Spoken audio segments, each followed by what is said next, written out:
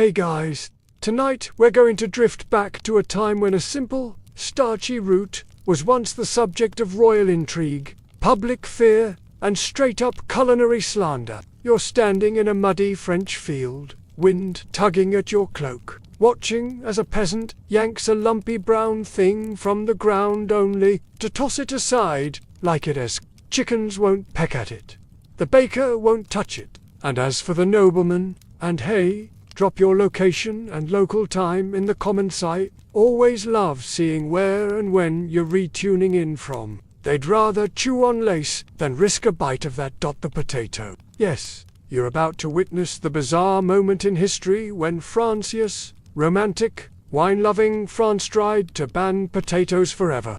You probably won't survive this. If you're a tuber. So, before you get comfortable, take a moment to like the video and subscribe, but only if you genuinely enjoy what I do here. Apples, onions, turnips, plenty of roots, but no potatoes. In parts of Germany and Ireland, potatoes were quietly becoming staples. They yielded more calories per acre than wheat. They resisted frost. They didn't need grinding or milling. But in France, no way. This was a nation deeply attached to bread, and anything that disrupted that sacred loaf was suspect. If you ask, a vendor will lean in, lower their voice, and mutter something about leprosy boils. Either way, the potato became political. Even livestock won't touch the stuff. One woman tells you, holding her nose, and right now, the potato is public enemy number one. Beneath the cover, you glimpse. Yes, a sack of potatoes, contraband. Someone, somewhere, isn't playing by the rules, and the story is just beginning. At one dinner party, you overhear a nobleman scoffing that potatoes are for pigs and peasants. And yet, when dessert rolls around, it's sweet potato pie. In the dingier corners of Paris, whispers spread of soldiers in Prussia surviving harsh winters on nothing but potatoes and salted meat. There's a clunky translation of a German pamphlet making the rounds, promising the potatoes don't actually rot your soul or your skin. They arrived in Europe from the Andes via Spanish explorers, and their weirdness made people uneasy. They grow underground. They're knobby and pale. In some poorer provinces, families secretly plant potatoes in hidden patches behind their barns. But if a neighbor reports them, the crops are burned. The wrinkled pharmacist insists that potatoes, being a nightshade, carry the same corruptive energies as mandrakes or deadly nightshade berries. Eat one, and you risk waking up with skin lesions and a reputation for moral decay. A customer leaves clutching a bundle of herbs, whispering about potatoes, giving people the boils of sin. One poor farmer in Dijon is fined and threatened with jail time for feeding potatoes to his family during a blight. The local magistrate told him, and this is real, better to die holy than live root-fed. They don't even have seeds. Plus, unlike grain, potatoes weren't in the Bible. And if it's not in the Bible, how could it possibly be safe to eat? Now, dim the lights, maybe turn on a fan for that soft background hum, and let's ease into tonight's journey together. Horses clop past, wheels rattle over stones, and a smoky scent of roasting chestnuts drifts from a nearby stall. You could almost be tempted until you spot a poster nailed to a crooked lamppost. Decree: the cultivation and consumption of potatoes is prohibited. You trudge down a cobbled path in 1748 Paris, boots scuffing the dirt of a chilly evening. The potato, or la pomme de terre, was labeled unfit for human consumption. It was thought to cause everything from leprosy to flatulence to spiritual rot. One monk claimed it drew demons to the dinner table.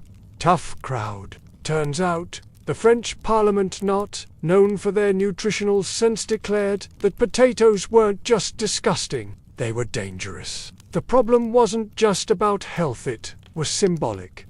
Potatoes were foreign. You wander through a provincial market and notice how absent they are, yet despite the fear, the facts were starting to pile up. Historians still argue whether the ban was genuinely about health, or whether it was a move to protect traditional grain farmers from competition. Still, you notice cracks in the wall, but the stigma holds firm, especially among France's elite. The contradiction is everywhere. And then there's the leprosy theory, which you overhear in an apothecary's shop one rainy morning. This is the world you've stepped into, a France, where food is as much about symbolism and superstition as it is about survival. Still, there's something thrilling about forbidden food. You spot a cart being pulled through a foggy alley. Its canvas flaps twitch as the wind catches them. You find yourself in the countryside now, just beyond the shadow of Paris, where the air smells of wet hay and distant smoke. It's 1750, and the hills roll with wheat fields, vineyards, and the occasional crooked windmill, but something is missing, something underground. You kneel near a patch of turned earth and poke through the dirt. No tubers, not even a trace. Out here, among the weather-beaten farmers and heavy-laden carts, potatoes are more than banned, they're feared. And not just because the law says so. You pass through a village where old women make the sign of the cross. If you so much as say the word pomme de terre, a wiry boy carrying a sack of grain tells you his uncle grew potatoes once. In secret, they weren't blessed. They weren't taxed in the same way as grain. The innkeeper leans over with a mug of warm ale and says, "People don't trust what they can't name." Undercooked, they caused stomach cramps. Left too long in the sun, they turned green and bitter. Not even the dog survived, she whispers, eyes wide. And it was a big dog. Questioning tradition is like planting poison in your own garden. Smaller, almost hidden, you look around, no one in sight. Curious, you step closer. Beneath the leaves, just at the surface, something bulbous and tan glints in the sun. A potato. Someone's risking everything for this. Some families, starving during poor harvests, boiled the leaves or stems, not knowing those were toxic. Potatoes are everywhere now. Fries, chips, stews, even vodka. But in 18th century France, they were culinary contraband, wrapped in centuries of fear and fable. And yet, you feel the tide beginning to turn. Deaths occurred, and with each one, the legend grew.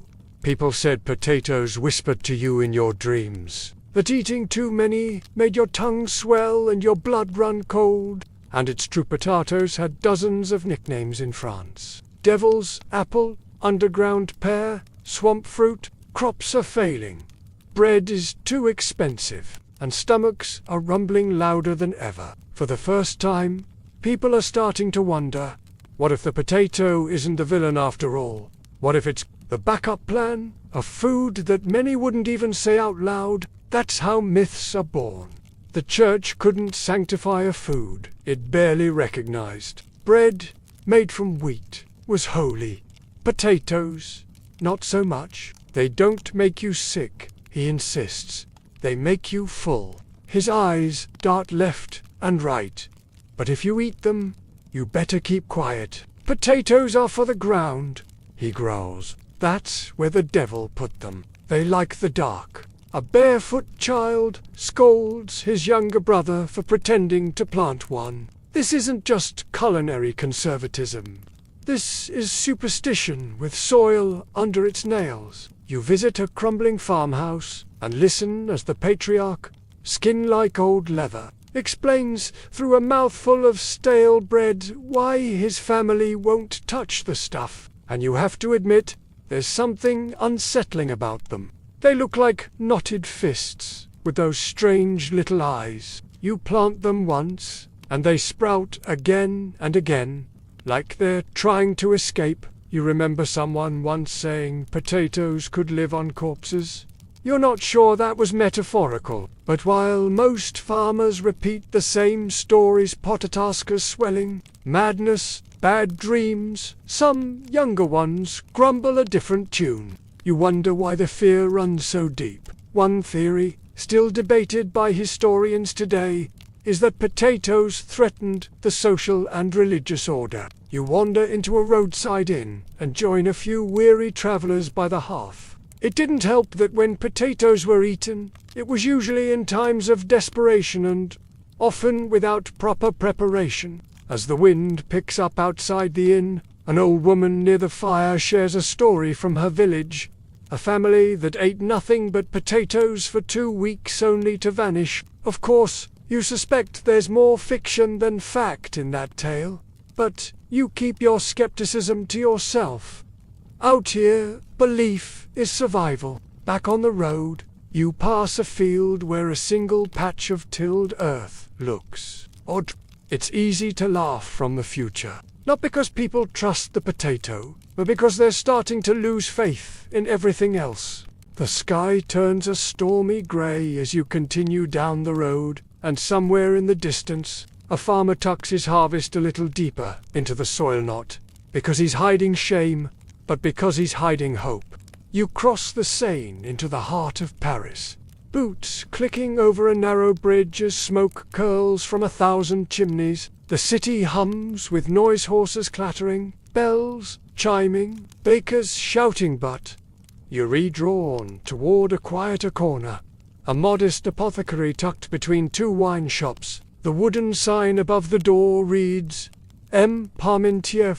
Inside, glass jars line every shelf, each labeled in a spidery script: wormwood, lavender, powdered deer horn. The air smells like camphor and clove. He speaks softly, but every word he says about potatoes carries conviction like a sermon. You watch as he picks up a sliver of the root and pops it in his mouth, chews thoughtfully, swallows, lives, and standing at the counter, a man in his 30s, spectacles slipping down his nose, is carefully slicing something unusual on a cutting board, a potato. Then he offers you a piece. You hesitate, obviously, but his expression is so confident. You try it. It's bland, slightly earthy, but one thing is clear. The man knew how to make an entrance. He passes out boiled samples in cloth-wrapped baskets, like a prophet handing out miracles. At one party, he convinces a wealthy duchess to taste a spoonful of potato. At a dinner hosted by a skeptical magistrate, Parmentier serves a full potato-themed meal: soups, dumplings, even a pudding. One guest sneaks out a side door and vomits behind a hedge. Another declares that if potatoes become common, we will forget the taste of real food. She swallows, pauses, then says, "It's not awful." After returning to Paris, he threw himself into research, publishing essays and staging potato-themed public events to win hearts and stomachs. He arranges for potato plants to bloom in his garden, their delicate purple flowers drawing attention from curious passersby. He invites children to dig up potatoes themselves, turning the act into a game, not with speeches, but with stolen snacks. For the first time in France, someone isn't afraid of the potato. Someone sees it not as a threat, but as a solution. And you get the sense that this pharmacist, this stubborn little apothecary with a bag of dirt, might just change everything. He even sends potato dishes to the Academy of Sciences, challenging them to refute him with evidence. They can't. Not the end of the world. Frankly, it tastes like potential. That experience planted a seed in his mind. What if this humble root could feed the hungry? What if it was the answer France refused to see? Antoine Augustin, you've heard his name whispered in cautious admiration. The potato man, the rebel pharmacist, the root radical, captured by the Prussians. He spent months in prison where, curiously, the main source of food was boiled potatoes. He walks into a hospital with a crate of potatoes and hands them to the kitchen staff. "Feed these to your patients," he says, "and watch who recovers faster." A chilly evening, Parmentier stands on the edge of his small experimental farm just outside Paris. You watch from behind a hedgerow as he plants a row of potatoes and steaks. A sign nearby: "These plants are under royal protection. Do not steal. No bread, no wine, just potatoes." Whatever they call him, he's the one willing to fight France's ban on this knobby little food. Not with swords or fire, but with science and style. Parmentier is a man of paradox. He wears a powdered wig, but believes in progress. "Still not dead," he mutters, almost amused, and scribbles something in his notebook. Parmentier wasn't always this bold. You learn over a cup of weak tea that he once served in the 7 Years' War. He survived. In fact, he thrived. While other prisoners fell ill, Parmentier maintained his health. Historians still argue whether Parmentier's potato crusade was driven purely by science or a deeper desire for national reform. Tonight, you follow him as he makes the rounds of his salon hosts, even a few daring chefs. Progress. Still, not everyone's convinced. Parmentier just smiles, takes another bite, and says, "That's the idea." You notice he never argues. He simply lets people see. And then there's the moment you witness firsthand one of Parmentier's. 3 weeks later, the hospital director requests more potatoes. But your favorite moment? One that doesn't make it into most textbooks? Naturally, people assume they must be valuable. Within a week, every single potato is stolen. Parmentier, of course, wanted that to happen. That's how revolutions begin. You walk back into the city under a waxing moon, feeling strangely inspired. You wake to the sound of church bells, sharp and insistent through the morning mist. You're not in Paris anymore, but in a dusty university hall somewhere or maybe Lyon, where the mood is less hopeful than hostile. Today's lecture isn't about chemistry or crop rotation, it's about damnation. You slip inside a half-cracked door and take a seat in the back of a cold stone lecture room. The professor's skeletal figure in a priest's robe shuffles to the front and scrawls 2 words on a slate: Solanum. That's the Latin name for the potato. He underlines it once, then again, and then he says the line you'll remember forever. The professor lists symptoms: discolored skin, bloating, fainting spells. He pulls out a crumbling woodcut of a leper-bloated face, disfigured hands, declares, "Potatoes cause this," around the room. Students nod grimly, as if this is common knowledge. God gave us wheat to nourish the soul. But this comes from the devil's pantry. Later, you learn that Father Renaud, the preacher, had once excommunicated a family for planting potatoes during Lent. Their crime? Feasting on a food not mentioned in Scripture. Their defense? We were hungry. Potatoes, being part of the nightshade family, were automatically suspicious. One of the nuns confides that the abbess once tried to grow potatoes in a private garden only, to have them dug up by frightened novices in the middle of the night and tossed into the fire. "We thought they were cursed," she whispers. "We didn't want to bring the devil to our doorstep." They shared botanical space with belladonna mandrake, and tobacco plants already tied to madness, hallucinations, and death. In regions like Alsace and Brittany, farmers who feared potatoes would ritually burn them. Sometimes chanting psalms to ward off sickness. You even hear rumors of blessing the fields, where no potatoes were planted, just to show allegiance to wheat and rye. I believe the Lord gave us reason, and I believe I'd rather eat a potato than starve to death. The logic went, if one nightshade could poison you, maybe all of them could. The tide is shifting quietly. Not through bold defiance, but through tiny acts of doubt. You ask a local what that means. He chuckles. Potatoes aren't welcome in the house of God. You meet one curious priest in Burgundy, Father Jean, who confesses over a mug of cider that he's tried potato soup. Not bad, he mutters. If you ignore the leprosy, the fear of change, the blending of science and myth, the need to blame something, anything for what we don't understand. But underneath it all is a question that keeps coming back, like a weed you can't dig out. Ah, so that's the vibe. But by the 18th century, it had taken root so deeply that even physicians repeated it without evidence.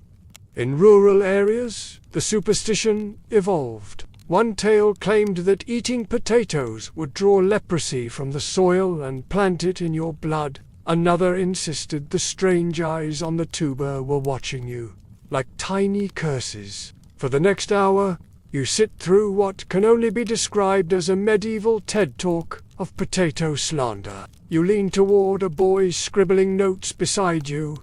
Is that true? He shrugs. My uncle ate potatoes once. Got rashes. The priest wouldn't let him in the chapel for a month. The potato causes leprosy theory wasn't just pseudoscience, it was gospel in some areas. Historians still argue whether this myth began in the monasteries or among frightened villagers. Back on the road, you pass a chapel where a sermon echoes out the open windows. You hear the word impure repeated with intensity. You stop at a nearby convent to rest, and over a modest meal of lentils and wine, the fire part, oddly enough, was common. But not all clergy were against this. You ask him what he really believes. He shrugs. It's a small moment, but an important one. Still, the resistance is strong. You pass through a mountain town where a sign on the church gate reads, "No tubers beyond this point," and yet, as you leave, you notice a row of them sprouting in the priest's backyard. There's something deeply human about this chapter of history. What happens when the thing we fear might actually save us? You walk on the road, crunching underfoot, and in your bag, a single potato sits quiet, earthy, and full of quiet defiance. The air tastes like metal and mildew. You're in a prison now, or rather, a former prison, now half abandoned and mostly forgotten. This chapter of his story is practically a reality show. Locked up during the 7 Years' War by he found himself in a strange and ironic position, finally allowed to eat potatoes. The walls are thick with soot and the occasional patch of mold, and the guards don't bother to look up when you pass. Boiled, mashed, fried in pork fat, whatever worked better, in fact, than he had in months. No boils, no madness. But either way, the seed had been planted. The potato works. It nourishes. It endures. And it doesn't kill you in your sleep. But here's the thing. France still hates potatoes. A lot. He offers free lectures, few attend. He hands out samples, people recoil. One aristocrat publicly accuses him of glorifying peasant feed.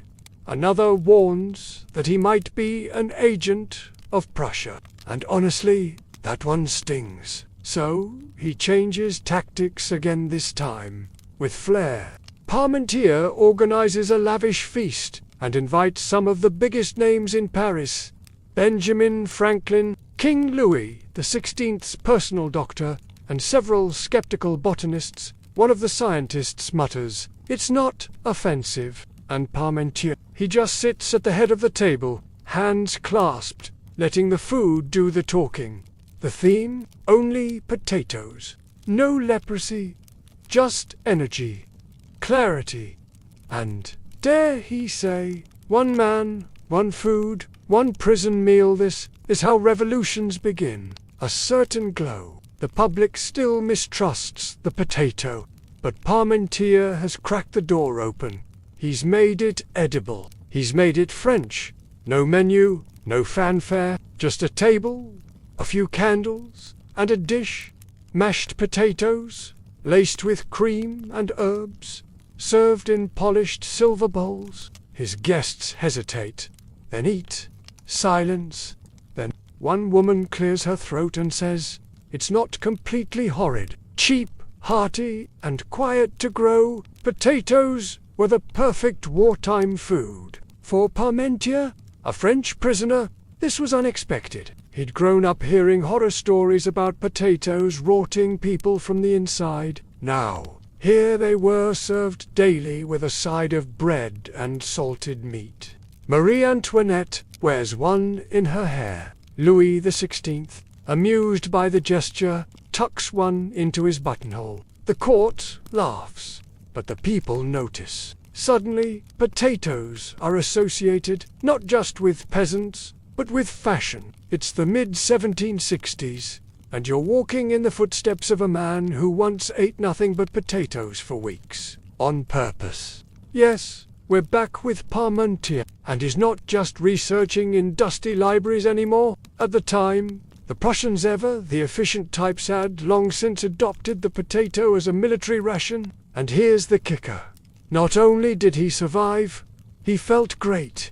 He was a man on a mission now. His obsession had only just begun. Historians still debate whether the Prussian jail diet truly changed his biology, or if Parmentier had simply stumbled into good luck. Back in France, this experience became part of Parmentier's legend. In speeches and pamphlets, he referenced his prison diet, not with bitterness, but with something close to gratitude. The very food his country had outlawed had kept him alive. You walk the length of the old prison yard and imagine him pacing it, two-tapping a spoon against the tin bowl, inspecting the texture of his dinner with clinical precision, while the other prisoners grumbled about the lack of wine. Outside the prison walls, back in Paris, Parmentier returns to civilian life like a man possessed. But Parmentier gets clever. You attend one of his smaller, quieter experiments, a private supper in a rented room above a tailor's shop.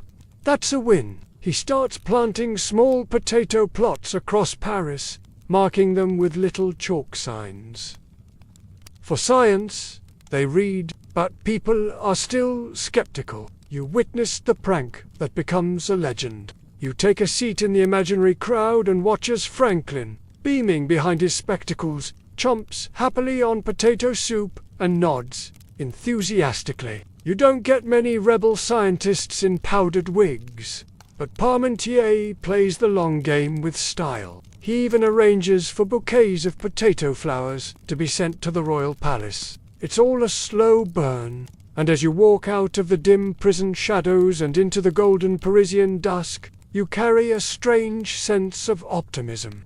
Evening descends over Versailles, soft and gold, like butter melting over a fresh roll. You're among courtiers now, brushing elbows with powdered wigs and fluttering silk sleeves, where scandal is served with dessert and fashion changes faster than politics. But tonight, the hottest gossip has nothing to do with love affairs or court rivalries. It's about something strange, something earthy sitting in the middle of the royal table. He's smiling, amused by the absurdity of it all. Marie Antoinette, always up for a theatrical gesture, plucks a small purple flower from her hair and places it delicately beside her plate. A potato blossom? Yes, you're here for that dinner. The one where the King of France and his famously indulgent queen flirty, not just with scandal but with starch, and not as livestock feed or a curious specimen in a botany box, but as food, as fashion. You slip behind a brocade curtain and peer out as Louis XVI raises a fork, and sitting just 2 seats down, grinning like a man who somehow snuck a root vegetable into royal fashion, is none other than Antoine. For a season, Parisian women wore them to parties, pinned them to fans, even commissioned brooches in their shape. This moment is years in the making. After feeding the poor, convincing the scientists, and charming dinner party elites, Parmentier has done the unthinkable. gotten potatoes into Versailles? Reverse psychology again. And once the guards were removed at night, locals snuck in to steal the valuable potatoes. You can almost hear the murmurs ripple down the table. You catch a whiff of potato and thyme. Not bad for a food that was banned a decade ago. What is it again? How do you pronounce it? Should I chew or swallow quickly? One courtier whispers. I heard it's from Prussia. He's brought mashed potatoes with butter, thin crisps fried in oil, even a sort of protogratin. The Queen's dog ate potatoes at dinner. He grins. If it's good enough for her dog, maybe it's good enough for me. In the salons of Paris, some nobles still sneer. Too peasant, they mutter. Too plain. But slowly, the fear is fading. No one's turning into a leper. No one's dying of mysterious root. And in times of rising grain prices, the fact that this humble tuber can fill bellies without emptying pockets is starting to matter. The dishes aren't lavish, but they're comforting, warm, soft, and filling. You see the courtiers chewing more slowly, looking around to see if anyone else is enjoying it before admitting they are, too. Another replies, I heard it's from underground. The confusion is almost poetic. In your satchel, a single potato flower, borrowed from the table's centerpiece. You tuck it behind your ear for the walk home. And though no one sees you, you feel oddly revolutionary. But Parmentier keeps it simple. Historians still argue whether this was a real political push by the monarchy, or just a passing court curiosity. But you watch it happen. The seed of acceptance, planted not in a dusty field or smoky kitchen, but in a chandelier-lit banquet hall. And of course, the flowers. That was Parmentier's most clever twist. Potato flowers aren't showy pale, purple or white, with a yellow center, but when you have the Queen of France pin one behind her ear, suddenly they're in vogue. The potato, once a dirty secret, had gone couture. You walk through the palace gardens, where rumor has it Parmentier gifted Louis a patch of potato plants surrounded by royal guards, not to protect the crop, but to make people curious. Parmentier counted on it. You reach the edge of the garden just as a servant cart rattles past, delivering leftover dishes to the kitchen. Of course, not everyone's convinced. Later that night, you slip into a small cafe near the Seine, where a waiter leans in and whispers, "Did you hear?" That's how change really spreads. In France, not by decree, but by fashion, gossip, and the quiet nods of people too proud to admit they were wrong. You leave the cafe and cross a small bridge, moonlight glinting off the water. It's morning again, and your boots crunch over frost-hardened dirt as you join a long line of soldiers moving through a muddy camp on the outskirts of Reims.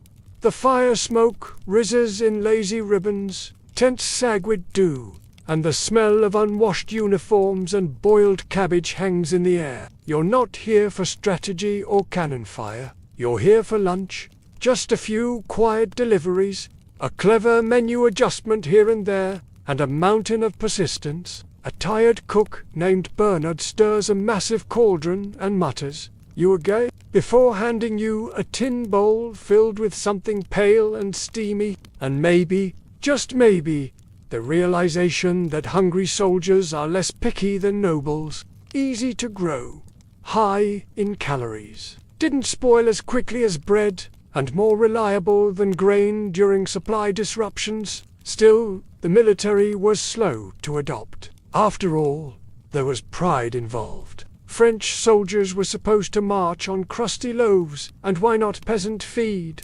mashed, seasoned with a hint of bay leaf, and beside it, a strip of salted beef. After all, if something is good enough for the front line, it might be good enough for your kitchen. You hear rumors that he personally worked with military cooks, offering recipes and even demonstrating how to store the tubers for long marches. Some said he even handed out free seed potatoes to quartermasters, no payment, just promise they'd try them. Or, more specifically, You're here to witness one of Parmentier's most low-key triumphs. Getting potatoes into the French military. It didn't happen with a bang. No royal speech, no decree. He writes letters to military officials, suggesting ways to incorporate the potato into regular rotation. He hosts another small feast, and invites generals instead of poets. No wine, just potatoes, and maybe a bit of gravy. Inside, sacks of potatoes stacked neatly beside crates of onions and salt, and for the first time, perhaps in centuries, you hear no one cursing the humble potato. In desperation, he ordered a mashup of potato and ground chestnut flour to bake something resembling bread.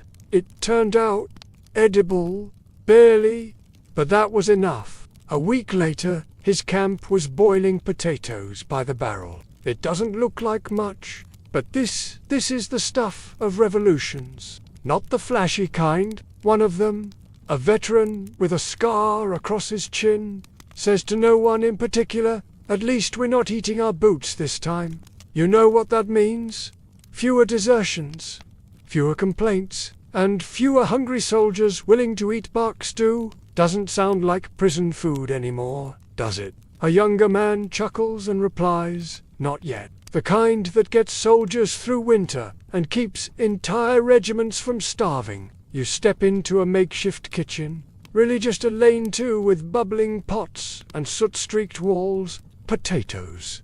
But you see the truth in the faces around you. Last week, we had boiled roots and squirrel. This week, we got these things. He holds up a chunk of potato like it's treasure. I don't care if they're cursed. They taste better than squirrel. These men aren't dreaming of wheat. They're dreaming of something warm in their stomachs.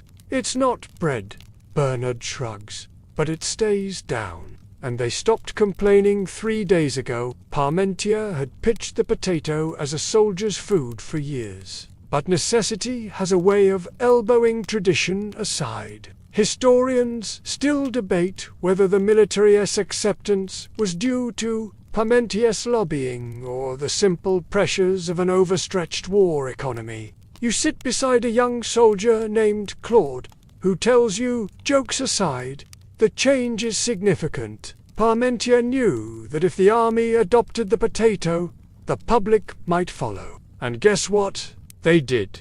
You follow a convoy wagon toward a supply depot. There's one particularly quirky story making the rounds.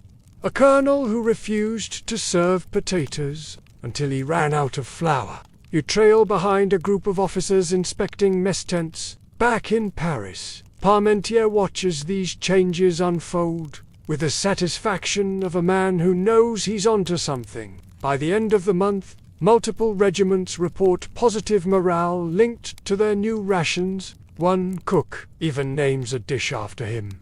Parment, cubed potatoes fried in duck fat with herbs. As the sun sets over the camp, you hear the rhythmic clink of mess bowls being stacked. The soft laughter of men who've survived another day. Just chewing. Night has draped its velvet shawl across the fields outside Paris, and you're creeping along a narrow path, trying not to trip on the uneven ground. The moon casts a silvery glow over rows of low-growing plants, the unmistakable fronds of potato leaves, and up ahead, flickering torchlight moves in the hands of men standing guard around a small plot. You duck behind a hedge, heart beating faster. What you're watching isn't a high-security prison or a royal treasury. They're a part of yet another genius stunt by Parmentier. Perhaps his most famous trick of all. He has had his experimental potato fields placed under royal guard by day and left suspiciously unguarded at night. Why? It's a potato farm, and those guards. But you're here now, crouched in the bushes, watching as a barefoot farmer and his teenage son dig up tubers and scamper off like they're V's stolen gold. You see the smile on the guard's face. This is not a failure. It's a performance. And greed, if it's worth guarding, it must be worth stealing. In another, A man sells what he claims is stolen royal stock, so, under cover of night, the locals sneak in and liberate the prized crop. The fear is still there. Sure, but now it's tangled with something more dangerous. Desire for something new, for something powerful, for something they've been told they shouldn't want. It stretches the grain farther. I won't go broke. That's all that matters. He hands you a potato roll. It's warm, soft, a little chewy, honestly, delicious. A few guards look the other way. Others pretend to give chase. A village priest you meet on the road near Vincennes leans over and says, "I still don't trust them. But if the king eats them, who am I to argue?" That's all it takes. One bite, blessed by royalty, and centuries of suspicion start to crumble. Seize the potato poking from your pocket and pretends not to notice. Parmentier lets them think they're getting away with something valuable. You might get addicted. You overhear him joke at court. If we guarded lettuce, perhaps people would steal that too. He's not wrong. You've heard the rumors. The pharmacist who once wrote pamphlets and hosted polite dinners is now employing full-blown reverse psychology, because people will always want what they're told they can't have. By making potatoes look important, rare, and above all, restricted, Parmentier kindled the oldest of human impulses. Curiosity. His guarded fields weren't just farms. They were theaters. Each nighttime theft, each whisper of contraband, another act in a long-running play designed to rebrand the potato not as poison, but as prize. He planted doubt. Doubt in old superstitions, doubt in stale traditions, and in that fertile uncertainty, a new idea has begun to grow, because people have started to imagine the potato as something desirable. Not holy, not humble, just useful, maybe even glamorous. They are, but not in the way they think. Historians still argue whether Parmentier truly orchestrated every detail or simply capitalized on rumors. And it's working. Word spreads like wildfire. By the end of the week, neighboring farms start trying it too, some half seriously, others just to stir up interest. In and markets, people whisper about the guarded route, about how it's reserved for royalty, or maybe soldiers, or maybe it makes you strong like an ox. Details get fuzzy, but the allure grows.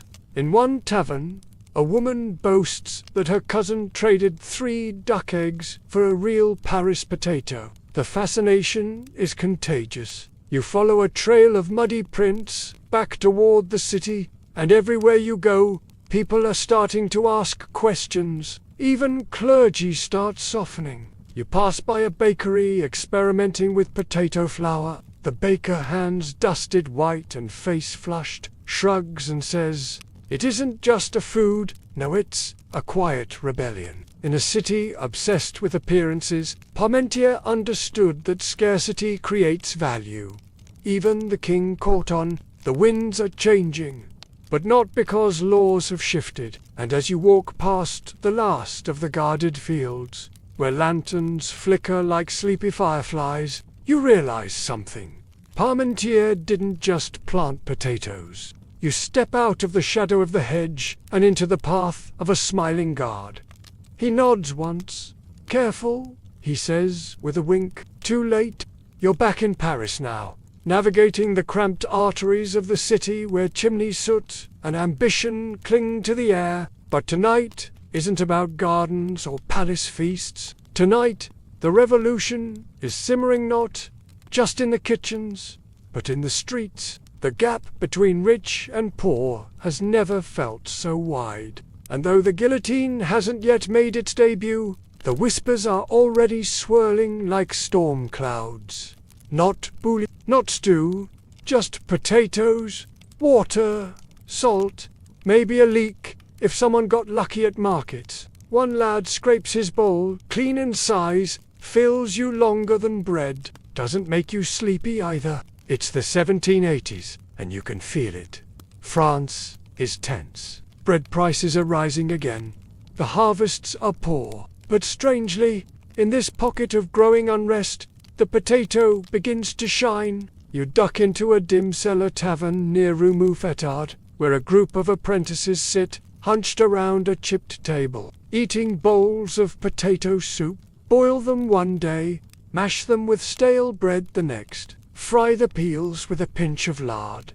Waste not, one woman says, and the children stay quiet. It's quick, hot, satisfying and, most importantly, not taxed like wheat-based goods. That's not lost on the people. More than once, you hear someone mutter, "The king can keep his bread, Parmentier would be proud." A widow named Madame teaches a dozen women how to make potato gruel thick enough to serve as a main course. Her voice shakes when she explains how it fed her entire family last winter. A man nearby lights a cigarette and says to no one in particular, they tried to ban it. Small blurbs appear in the back pages: recipes, market reports, stories of unusually high yields. One writer suggests the potato might become France's third leg, alongside wheat and wine. People chuckle, but they're listening.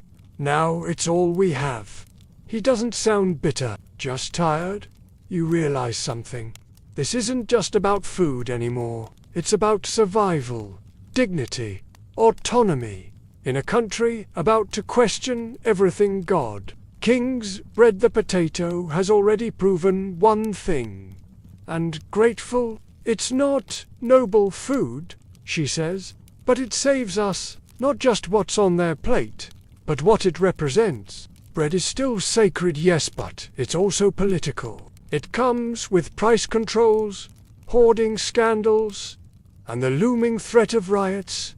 Potato. No laws, no rationing, just dirt, water, and a bit of sunlight. The humble tuber, once blamed for boils and biblical offense, is now quietly becoming the people's ally.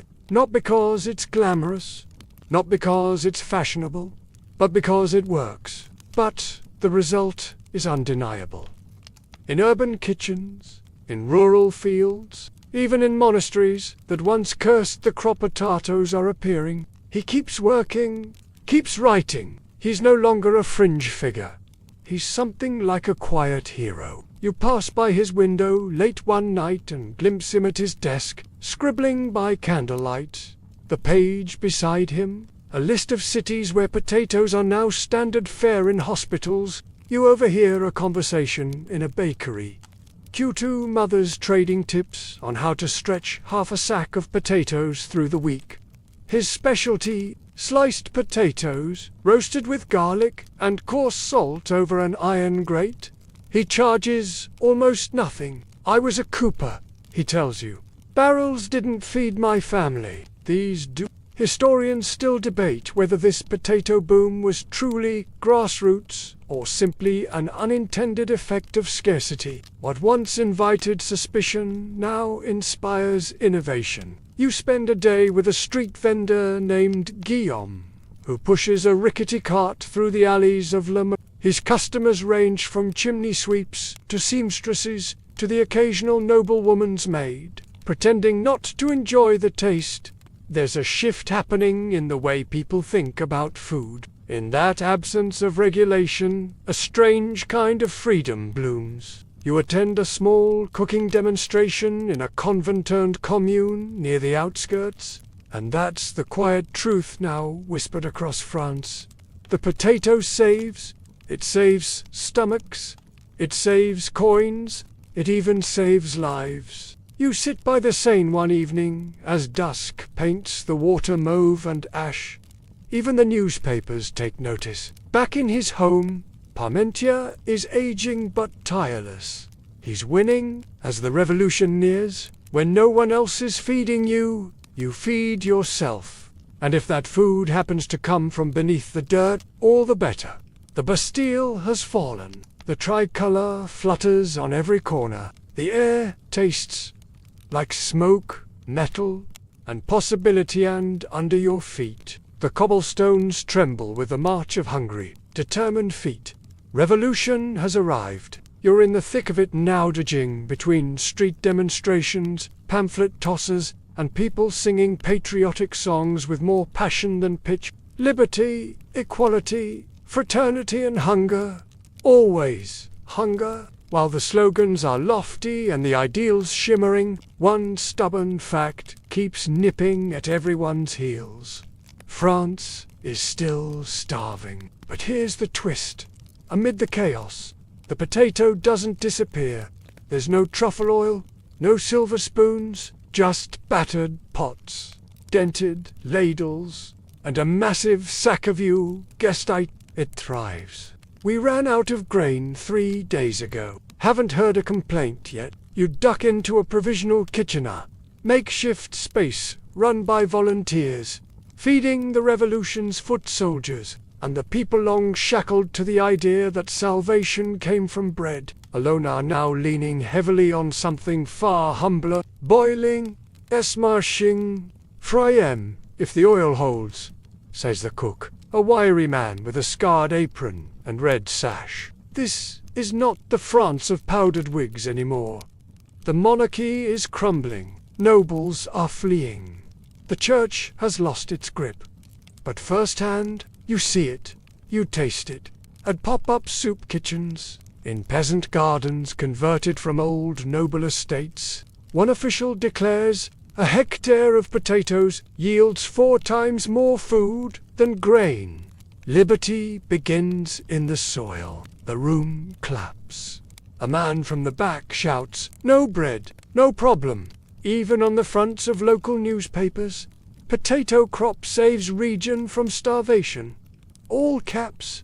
Naturally, you watch as bowls of potato soup are ladled out to everyone from blacksmiths to barefoot children. A line wraps around a food stall glowing with lantern light. Now, I can't keep up. The seller, a woman with soot-streaked cheeks and fingers blistered from cooking, hands out foil-wrapped bundles to eager hands. You ask for one. Inside, roasted potato wedges with herbs. It's filling, it's warm, and it doesn't cost the revolution anything.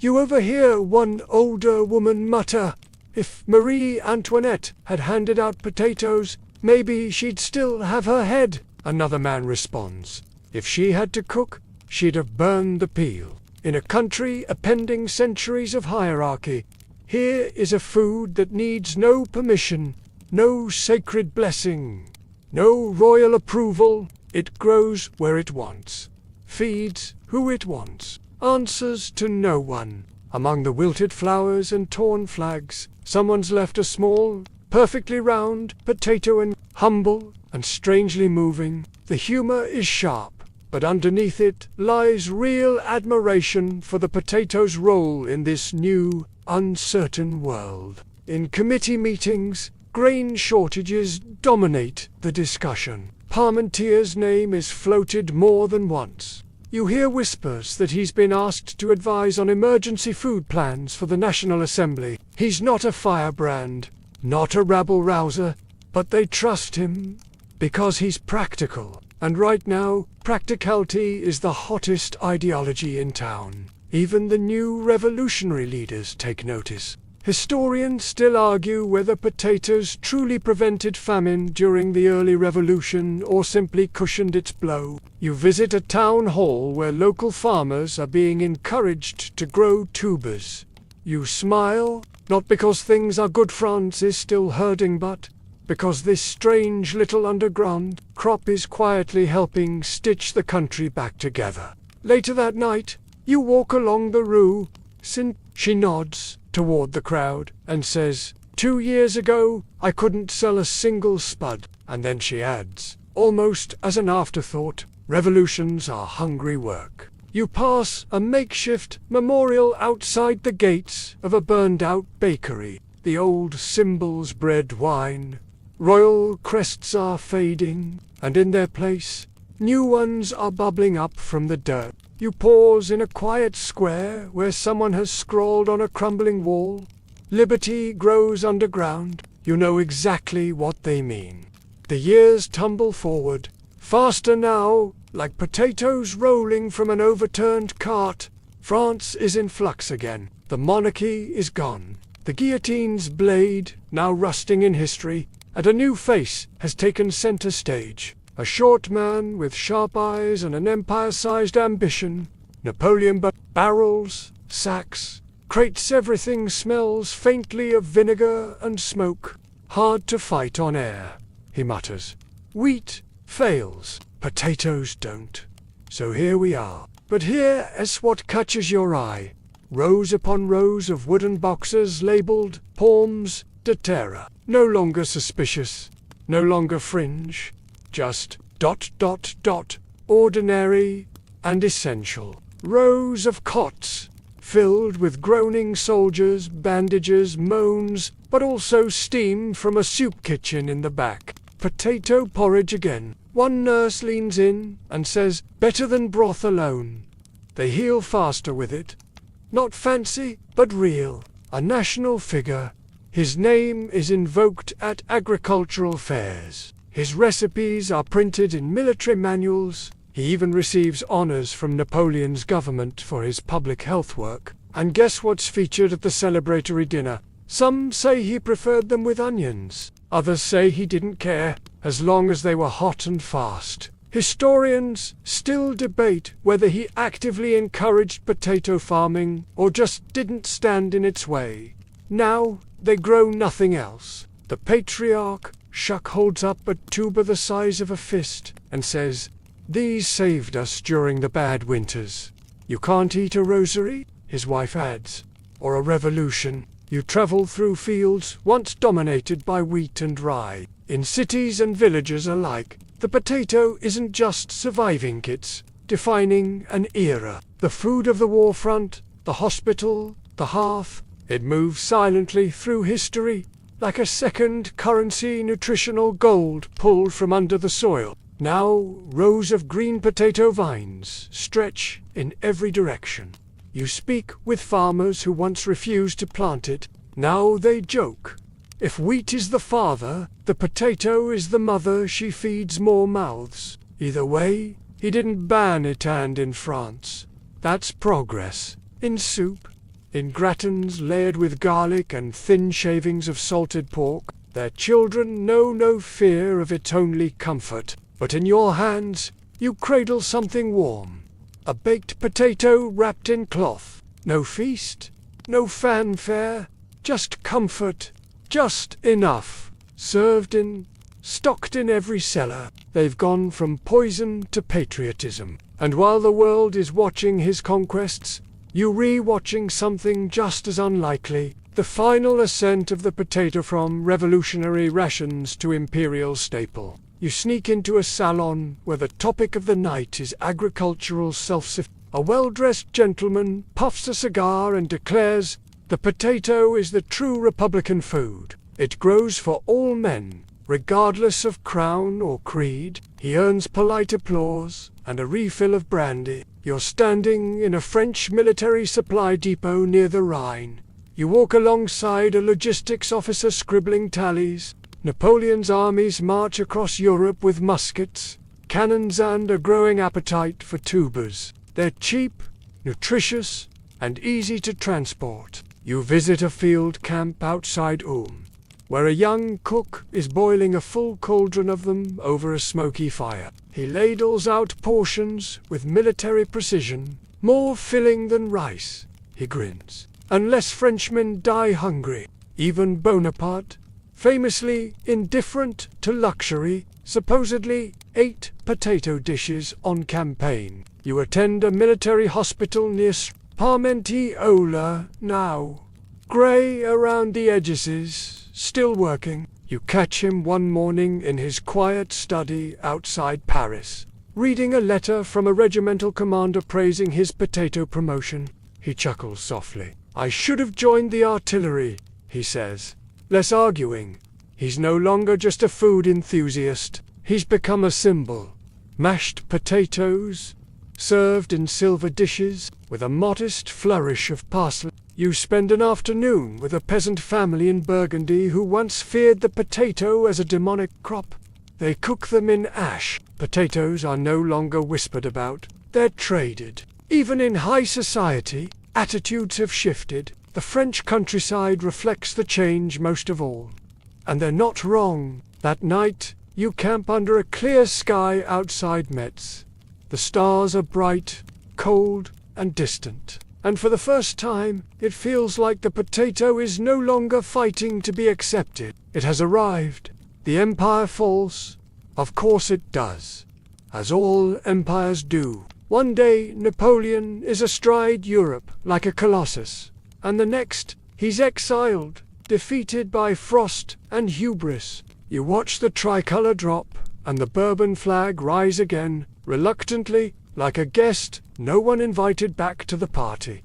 But the potato, oh, it's still here, still growing, still thriving, indifferent to the collapse of kings. You walk the post-war roads of France, passing ruined manors, scorched fields, and crumbling milestones. The teacher, a thin woman with a stubborn jaw and a lace collar a few decades out of fashion, is showing children how to sprout seed potatoes in damp hay. History begins in the garden, she says. You visit his Paris home one last time. The curtains are drawn, the hearth warm, and the scent of leek and potato soup drifts through the air like a memory. And everywhere, you spot them modest patches of green among the wreckage, potatoes pushing up through bombed-out furrows and ransacked soil, rebuilding quietly from beneath. You'll see it in the children learning to plant, in the housewives comparing recipes,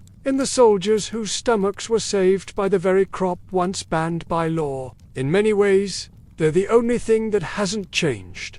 That part may be apocryphal, or poetic, or both, but either way, the name Parmentier becomes eternal. Still work to do, he murmurs, half to himself, half to you.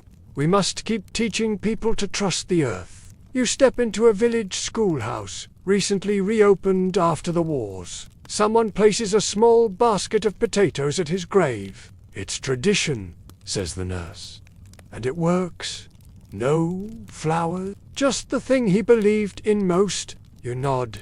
You've seen the truth of it. Meanwhile, Parmentier frail now, his beard a soft grey cloud, continues to advocate for the potato until the very end. Ireland, of course, becomes nearly synonymous with it. The potato is no longer a novelty or a backup plan. It's the foundation, not glamorous, not beautiful, but deeply democratic. No matter your class, you can eat, you can cook, you can live. A child tugs on her mother's sleeve and says, "I want the Parmentier ones." She means the herby ones, the crispy ones, the kind with history baked in. Germany, too, embraces it so thoroughly that it becomes a core staple. Even in Russia, it earns a nickname, the second bread. But it outlived monarchs, ministers, and myths. Not because it fought, but because it fed its resilience, its yield, its ability to grow in poor soil. He's scribbling notes in the margin of yet another medical paper, this one about feeding the poor during future famines. Historians still argue whether Parmentier lived to see the full cultural shift, he began. But you know he did. And finally, one morning, he slips away. Peacefully, quietly, fitting. Really, you attend the funeral modest. Humble, just like the man. A few friends, a few officials, a handful of doctors. Years later, when the cemetery is renovated, you hear he's moved to the where France buries its heroes. You start to see it everywhere. In cookbooks, poems, Parmentier, a beloved dish of crisped, herbed potato cubes. In street names, Rue Parmentier, popping up in cities across France, in subway stations, Parmentier Station, with tiled walls and sleepy passengers who have no idea their commute rides on the shoulders of a food once outlawed. And in hospitals, especially, you visit a rural one where the menu still lists Parmentier soup as the main recovery meal. But it's not just France anymore. The potato, once demonized in Europe, is spreading like wildfire across the world. You travel east for a while, watching entire villages rebuild their economy around the potato. And that's the quiet revolution Parmentier dreamed of. In markets, you see new varieties, some purple, some golden, some tiny and nutty. Farmers crossbreed, experiment, adapt. Back in Paris, a street vendor sells roasted potatoes wrapped in newsprint. You walk past and smile. Once upon a time, this little tuber was feared, forbidden, and nearly forgotten. And in a country always hungry for change, that was enough. You're in a modern kitchen, now chrome appliances, the hum of a refrigerator, a cutting board slick with olive oil. The air smells of rosemary and roasted garlic. A timer ticks down, and on the counter, naturally, sits a bowl of potatoes, still delicious. 3 centuries of drama, dirt, and dietary warfare. And here they are, still unassuming, thin-sliced potatoes, layered with cream and nutmeg, baked to a bubbling, golden crisp. Somewhere beneath those city lights is Rue, where locals stroll past, grocery stores selling fingerlings and russets, never giving a second thought to the battles fought over their dinner starch. That's how deeply this victory has settled in. So deeply it no longer feels like one. It's luxurious, yes, but still grounded, routed, quite literally, in Parmentier's legacy. In France, few dinner tables go long without potatoes anymore. From simple to Michelin-starred reinterpretations, the tuber is embedded in the national identity almost, too quietly to notice. Between rows of zucchini and kale, a humble patch of potatoes peeks from the dirt. A plaque reads, "En hommage, Antoine Augustin Parmentier." Below it, "La nourriture." The dish you're helping prepare tonight, gratin dauphinois. But you notice, you taste it slowly, thoughtfully, every bite rich with history, which, in a way, it did. We forget how close we were to losing these. You glance through the window as twilight dims the skyline. In India, it's spiced and fried into golden. In Peru, it never left home. 2000s of native varieties, where the Inca once worshipped it, and modern chefs elevate it.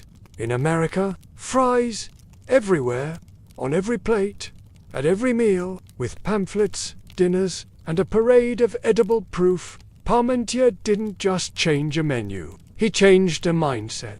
You forget there was ever a time when a potato was more scandal than supper, a flower tucked behind an ear, a street named for a stubborn scientist, a child beaming with pride over a tuber dug from the dirt. You forget that food, so basic and essential, was once considered dangerous, simply because it was unfamiliar. Still, if you know where to look, the signs remain.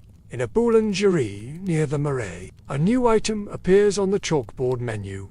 Tart, a savory pie with caramelized onions, soft potatoes, and goat cheese. The owner smiles when you ask about the name. We owe him. Might as well feed him. In Lyon, a museum exhibit on food security features a replica of Parmentier's experimental potato garden. Children are invited to dig up fake tubers with plastic shovels. One boy squeals with delight when he finds a gold-painted one. "Treasure!" he shouts. And he's not wrong. Historians still argue how much of France's potato revolution can be credited directly to Parmentier versus broader agricultural trends, changing climate, and economic shifts. But frankly, you don't need to be a scholar to know influence when you see it. His name stuck, his recipes endured, his stunts worked, and perhaps most importantly, his message that good food, well understood, can change a nation became truth. You take a train to Arras and visit the modern equivalent of a community garden. Food is freedom. You linger beside the plot and imagine the old botanist, sleeves rolled, brow sweaty, planting each tuber like it might sprout a revolution. Elsewhere in the world, the potato continues its quiet conquest. You stroll into a bistro, where the day's special is brandé de Moroa, creamy blend of salt card and whipped potatoes. The server notices your reverent chewing and chuckles. You nod. That's the danger of a successful revolution. It fades into habit. You stop noticing the battles won long ago. But every once in a while, something pulls you back, and you remember. Someone had to fight for this. Not with swords, with supper. You're walking now through the layers of French memory across cobblestones, into libraries that still smell faintly of parchment and coffee, past where conversations drift like steam from chipped mugs. The story of the potato isn't front-page news anymore. It's background noise, furniture, air. But for those who listen closely, its roots still run deep. You step into a university lecture hall where a young professor is and so, while wheat symbolized nobility and wine the divine, the potato became the voice of the people. A handful of students nod, half listening, scribbling notes about tuber-based revolutions. They aren't thinking about leprosy myths or 18th century food trials, but they're still eating potatoes. In paper cones, on cafeteria trays, baked into baguette sandwiches. The revolution, it seems, has quietly won the culture war. Compost bins, heirloom seeds, and yes, potatoes, rotated carefully between nitrogen-rich clover patches. A girl named Camille, no older than 10, plucks one from the soil and holds it like a prize. "This one's mine," she says. An edible relic that once endured royal bans, religious condemnation, and waves of distrust, and came out the other side as comfort food. One of them raises a hand and asks, "Was it really that serious?" But there's a plaque by the gate brass, slightly tarnished. You lean in and read the engraving. Others insist he was just in the right place at the right time. But none of them can deny this. He changed what people put in their mouths. And once that changed, everything else followed. The professor pauses, then answers, "Well, imagine being so poor you could only afford one kind of food. Then imagine that one food being illegal. That gets their attention." Outside the lecture hall, a new generation hustles between classes, earbuds in, coffee cups balanced like chalices of caffeine. Still, you search for living echoes of that first resistance. You find one at a retirement home just outside Bordeaux, and somewhere maybe in the soil beneath your feet, maybe in the hands that prepared tonight's dinner, the old revolution still grows. An elderly man, their name Jules, insists on helping in the kitchen every Tuesday. His special. You see a little boy dipping palms frites into ketchup with solemn intensity. His parents are laughing over a thermos of soup. You walk past them, unnoticed, and sit down on a quiet bench. Crushed potatoes with garlic and wild herbs. He calls them pauvres blessed poors. His grandmother taught him during the war, when meat was rare and bread was stone. He hands you a bowl and says, "They fill you with something more than food." Later that week, you visit a small commune where sustainable farming is the rage. You don't correct her. She's absolutely right, because now the potato is not just a food, it's a right, a symbol of food independence, a democratic staple. Historians still argue whether Parmentier's story is overblown. Some call him a brilliant self-promoter. You return to Paris and find yourself once more outside Parmentier's old home. It's modest now, converted into a health office. Antoine Augustin, Parmentier, pharmacist, agronomist, revolutionary, he fed France from the ground up. You touch it gently, like it might still be warm. Then, as dusk settles, you make your way to a park nearby where families picnic under soft trees. The air is soft. A breeze carries the scent of fried oil from a cart nearby. The city hums, indifferent, alive, quietly, steadily. Sometimes they're buttery.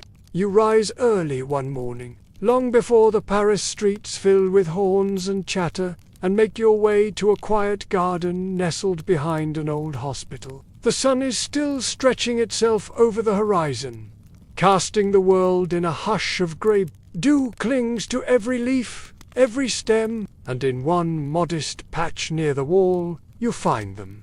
Potatoes, from a forbidden root to a wartime ration, a royal curiosity to a school lunch default. You think of all the hands that touched it, feared it, cooked it, and finally loved it. Come on, little one. We've got a whole nation to feed, not planted for show, not part of any grand educational display, just rows of leafy green fronds, tended by an old gardener in wool gloves and muddy boots.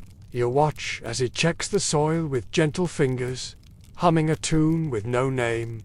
He doesn't notice you. That's fine. This is sacred work. You sit on a nearby bench, the stone cool beneath you, and think of how far the potato has come. And above all, you think of Parmentier. You imagined him here, leaning over this same patch of soil, eyes bright behind dusty spectacles, whispering encouragement to a sprouting tuber, or history books, or culinary awards. Close your eyes and let yourself drift. It's about survival made simple. Hunger answered without flourish. The way a potato softens in boiling water. The way it soaks up the flavors around it. The way it asks for so little, yet gives so much. The fires are out. In kitchens, small and grand, in stalls and bistros, in school, cafeterias, and family tables. Potatoes simple, steady, forgiving continue their work. In the end, might be the most revolutionary thing of all. He would be proud. In the distance, church bells begin to chime. The city is waking up. Someone is digging, gently turning over the earth with care, revealing round, dimpled shapes cradled in the dark. The air is soft, the pace Nothing needs to be done quickly now. Let your mind soften like butter melting into mashed potatoes. The hardest work is finished. The fight for recognition, the struggle for trust, the centuries of suspicion, they're all behind us.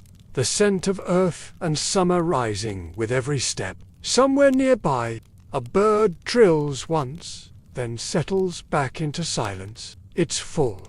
You don't have to hold on to every detail. Just carry the feeling that small things can matter, that persistence feeds revolutions, that comfort, real comfort, often comes from beneath the surface. The smell of fresh bread drifts from somewhere down the street, mingling with the earthy perfume of morning soil. And for just a moment, everything feels full, quiet, right. Across France and the world, people are already peeling, boiling, slicing. Historians still debate how much of the story is legend and how much is legacy. But walking back through the awakening streets, the evidence is everywhere. Potato shops with buttery signs, school children passing cones of palms frites, even vending machines in the metro offering mashed potato cups, like high-tech miracles.